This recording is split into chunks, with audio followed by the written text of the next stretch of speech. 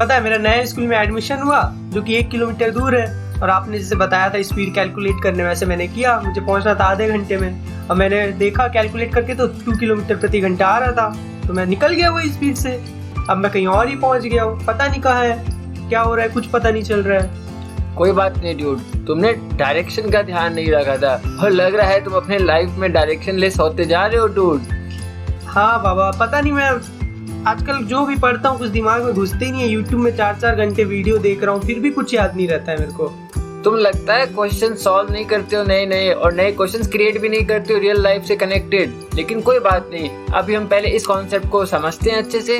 इसके लिए हमें पढ़ना पड़ेगा वेलोसिटी, और हम और भी अच्छे से जानेंगे instantaneous velocity and average velocity निकालने के लिए। पता है डूड, वॉर में टैंक भी ना जब हमला करती है अपने दुश्मन पर तो वेलोसिटी का कॉन्सेप्ट यूज करती है, और कैरम तो बिना वेलोसिटी के तुम खेल ही नहीं पाओगे। और ड्यूड, आर्चर को भी सही निशाना लगाने के लिए वेलोसिटी की जरूरत पड़ती है, नहीं तो ऐसे ही कुछ गलत निशाना लगेगा। तो ड्यूड, अब हम वेलोसिटी को समझते हैं, लेकिन तुमसे ये उम्मीद है कि तुम डिस्प्लेसमेंट को अब तक अच्छे से समझ चुके होगे, और अगर अभी भी डाउट है तो तुम दोबारा से वो वीडियो देख लो, ठीक है डूड? ओके बाबा। तो वेलोसिटी क्या है? Velocity is the speed of an object in A given direction. इसका मतलब वेलोसिटी, हम डायरेक्शन को भी इम्पोर्टेंस देते हैं। हमें डायरेक्शन भी पता होना चाहिए कि स्पीड तो ठीक है, हम कितना तेज चल रहे हैं, कितना स्लो चल रहे हैं, लेकिन किस दिशा में चल रहे हैं वो भी बहुत इंपॉर्टेंट हो जाता है डूड। और इसको हम मैथमेटिकली ऐसे कैलकुलेट करते हैं, velocity equals to displacement upon time. तो अब बताओ डूड तुम मुझे, इसकी एसआई यूनिट क्या होगी? एसआई यूनिट तो डिस्प्लेसमेंट का मीटर होता है और टाइम का सेकंड होता है, तो डिस्प्लेसमेंट बाय टाइम है, मीटर पर सेकंड हो जाएगा। वेरी गुड ड्यूड, ठीक है। तो थर्ड पॉइंट को समझते हैं डूड। देखो, by the help of velocity हम ये बता सकते हैं कि हमें कितना टाइम लगेगा किसी एक पॉइंट से दूसरे पॉइंट पे जाने के लिए। इसको समझते हैं अच्छे से। देखो, क्योंकि वेलोसिटी होता है डिस्प्लेसमेंट अपॉन टाइम, तो डिस्प्लेसमेंट क्या होता है डूड? डिस्प्लेसमेंट होता है final position minus initial position. ठीक है डूड, अपॉन टाइम आ गया, तो टाइम इक्वल्स टू क्या आएगा dude? Time equals to final position minus initial position upon velocity. तो अगर हमें इनिशियल पोजीशन पता है, फाइनल पोजीशन पता है, वेलोसिटी पता है, तो हम टाइम बता देंगे। तो डूड तुम मुझे बताओ, वेलोसिटी एक स्केलर क्वांटिटी है, वेक्टर क्वांटिटी है? वेलोसिटी तो डिस्प्लेसमेंट में टाइम होता है ना, स्पीड की। अच्छा, स्केलर ही होता होगा बाबा। चलो देखते हैं। रॉन्ग है ड्यूड, ओके, वेक्टर क्वांटिटी है ब्रो। मतलब आप कहना चाह रहे हो इसमें अच्छा, आपने बोला तो था डायरेक्शन भी होता है स्पीड के साथ। ओके, ठीक है डूड, आगे बढ़ते हैं।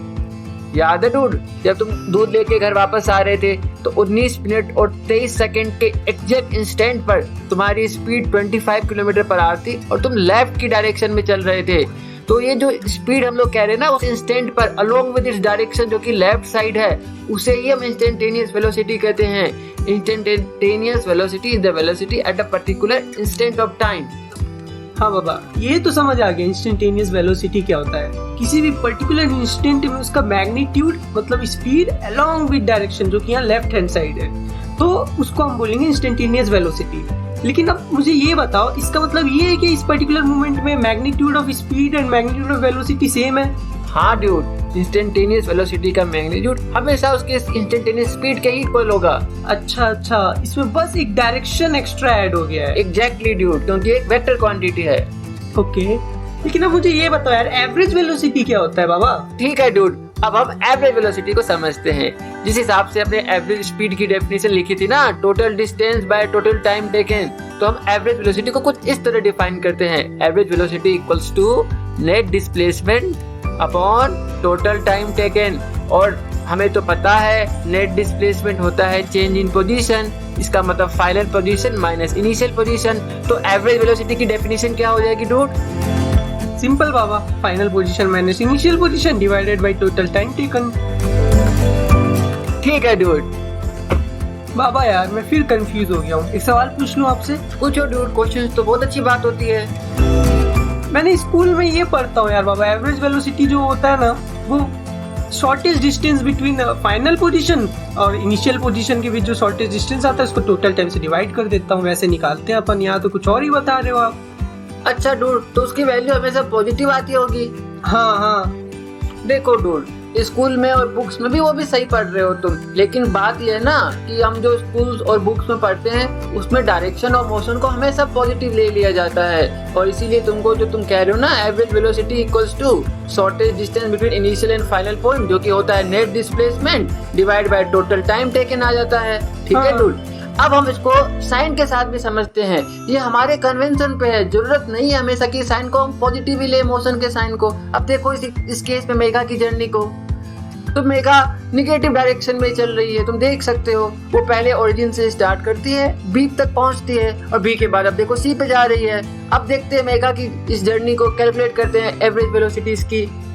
अब मुझे बताओ डूड फॉर्मूले से, अगर तुम स्कूल में इसको कैलकुलेट करते तो कैसे करते, मुझे बताओ। स्कूल में मैं देखता कि फाइनल पोजीशन सी है और इनिशियल पोजीशन ए था, तो शॉर्टेज डिस्टेंस 1 हो जाएगा 1, और टोटल टाइम लगा 0.3 आवर, तो 1/0.3 हो जाएगा इसका तो एवरेज वेलोसिटी। तो तुम कह रहे हो 10/3 किलोमीटर पर आवर हो जाएगा। हाँ, लेकिन ये गलत आ जाएगा डूड, क्योंकि देखो average velocity equals to final position minus initial position divide by total time taken. अब मुझे बताओ क्या आएगी वैल्यू। अब तो फाइनल पोजीशन -1 है, तो -1, और इनिशियल पोजीशन 0 है, तो -1 - 0 और डिवाइडेड बाई 0.3, तो -1 डिवाइडेड बाई 0.3 हो जाएगा, जो कि आ जाएगा 10/3 -10/3। अच्छा, तो अब देखे वेलोसिटी एक वेक्टर क्वांटिटी है, तो साइन बताना कितना जरूरी है। माइनस यहाँ पे रिप्रेजेंट कर रहा है कि ये जो मेघा है ना लेफ्ट की तरफ गई है। ओके बाबा, ठीक है, क्योंकि तुम देख सकते हो ओरिजिन से स्टार्ट करके जो उसकी फाइनल पोजीशन है वो लेफ्ट की तरफ हो गई है। करेक्ट। तो ये ध्यान रखना। लेकिन अगर किसी क्वेश्चन में तुम्हें लगे कि साइन की बात नहीं हुई है, तो उस केस में जनरली हम डायरेक्शन और मोशन को पॉजिटिव ही ले लेते हैं। इसीलिए तुम जो कर रहे थे स्कूल में वैसे ही करना। ओके बाबा। Okay dude. तो याद है डूड, एक दिन तुम स्कूल जा रहे थे और ज्योमेट्री बॉक्स तुम हर बार की तरह भूल गए थे, तो तुम पहले ज्योमेट्री बॉक्स खरीदने शॉप गए और फिर शॉप से वापस स्कूल जा रहे थे। तो अब मुझे बताओ इस टोटल जर्नी का तुम्हारा एवरेज वेलोसिटी क्या आएगा। और हाँ डूड, इसमें राइट डायरेक्शन को तुम पॉजिटिव मानना। ओके बाबा, तो मैं ये देखूंगा कि मेरा फाइनल पोजीशन कितना है, जो कि स्कूल है, और शुरू तो मैं होम से किया था, तो नेट डिस्प्लेसमेंट मेरा हो जाएगा 1 किलोमीटर, और पूरा टाइम लगा मुझे 30 मिनट, तो हो जाएगा 1/30। इसको मिनट पावर में चेंज कर देते हैं, काम करते हैं, तो ये वो 0.5 हो जाएगा 2 किलोमीटर पर आवर हो जाएगा in right direction. Sorry sir. हाँ ड्यूड, अब तुम सही कहे, क्योंकि हमने राइट डायरेक्शन को पॉजिटिव लिया है, तो ये भी पॉजिटिव आ रहा है, क्योंकि हमें दिख भी रहा है वो राइट की तरफ ही गया है ना डूड।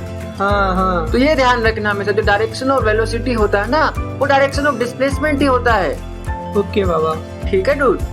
ठीक है बाबा, ये तो समझ आ गया। लेकिन मुझे अब एक बात बताओ, अगर मैं होम से शॉप जा रहा हूँ, फिर शॉप से स्कूल गया, और फिर मैं स्कूल से होम आ जा रहा हूँ, इसका मतलब क्या? मेरा डिस्प्लेसमेंट तो 0 है, इसका मतलब आप कहना चाह रहे हो मेरा एवरेज वेलोसिटी भी 0 है? ऐसा थोड़ी होता है ड्यूड, ऐसा ही होता है। एवरेज वेलोसिटी 0 हो जाएगा तुम्हारा इस केस में। आप समझते हैं कैसे? एवरेज वेलोसिटी इक्वल्स टू क्या होता है dude? Net displacement by time. Okay, time या total time? Total time. Okay, net displacement by total time. तो नेट डिस्प्लेसमेंट तुम्हारा कितना है? 0 है इस केस में। तो ओके, मतलब आप कहना चाह रहे हो डिस्प्लेसमेंट 0 मतलब velocity 0, average velocity will be 0। Okay dude, तो average velocity can be 0। Okay, अगर मैं चला भी होऊंगा, भले कितनी भी चला, लेकिन अगर मेरा डिस्प्लेसमेंट 0 है तो average velocity 0। Yes dude. Okay, फिर एक क्वेश्चन आ रहा है मेरे दिमाग में। पूछो डूड, कीप क्वेश्चनिंग। अब मुझे ये समझ नहीं आ रहा, आप हमेशा वेलोसिटी का बात करते हो, डायरेक्शन की बात करते हो, इसका मतलब ये है कि अगर मैं कांस्टेंट स्पीड से चल रहा हूँ और मैंने अपना डायरेक्शन को चेंज कर दिया, तो मेरा वेलोसिटी चेंज हो जाएगा? हाँ डूड, इसमें इतना परेशान होने वाली क्या बात है? तुम कॉन्फिडेंटली ये बात सोच सकते थे। देखो डूड, ये कार जो चल रही है एक सर्कुलर मोशन में है, इसकी स्पीड हमेशा कांस्टेंट है डूड, लेकिन हर पॉइंट पे देखो डूड डायरेक्शन चेंज हो रहा है। जैसे कि अभी ऐसा था, अब इसकी डायरेक्शन ऐसा हो गया है, अब ऐसा हो गया है, हर पॉइंट पे इसका डायरेक्शन चेंज हो रहा है डूड। तो स्पीड तो कांस्टेंट है इसकी, लेकिन डायरेक्शन चेंज होने के कारण वेलोसिटी चेंज हो रही है। ओके, अब तुम मुझे बताओ ड्यूड, वेलोसिटी कैसे कैसे चेंज हो सकती है? हाँ बाबा, अब तो बता दूंगा। वेलोसिटी एक मैग्नीट्यूड से चेंज कर सकते हैं और एक डायरेक्शन से चेंज कर सकते हैं। अगर मैग्नीट्यूड चेंज हुआ तो वेलोसिटी चेंज हो जाएगा, अगर डायरेक्शन चेंज हुआ तो फिर भी वेलोसिटी चेंज हो जाएगा। तुम देख भी सकते हो डूड, पहले केस में सोहन कभी धीरे दौड़ रहा था, फिर अचानक से तेज दौड़ने लगता है, तो उसका मैग्नीट्यूड चेंज हुआ लेकिन डायरेक्शन तो सेम था, तो वेलोसिटी चेंज हो जाएगी। ओके। और सेकंड केस में देख सकते हो, ये जो ब्लू वाला पर्सन है ना रोबोट, ये तो अपनी डायरेक्शन चेंज कर लेगा, देखो, तो इसकी भी वेलोसिटी चेंज हो जाएगी। ओके। ठीक है डूड? हाँ बाबा, समझ गया। बाबा पता है, जब मैं होम से शॉप गया था, फिर शॉप से स्कूल गया, तो वहाँ मुझे मेरा दोस्त मिला और मुझे बोलता है कि तुम कितना स्लो चल रहे थे, तुम्हारा एवरेज वेलोसिटी तो 2 किलोमीटर पर आवर है, जबकि मैं तो बाबा असली में कितना स्पीड चल रहा था, 6 किलोमीटर प्रति आवर से।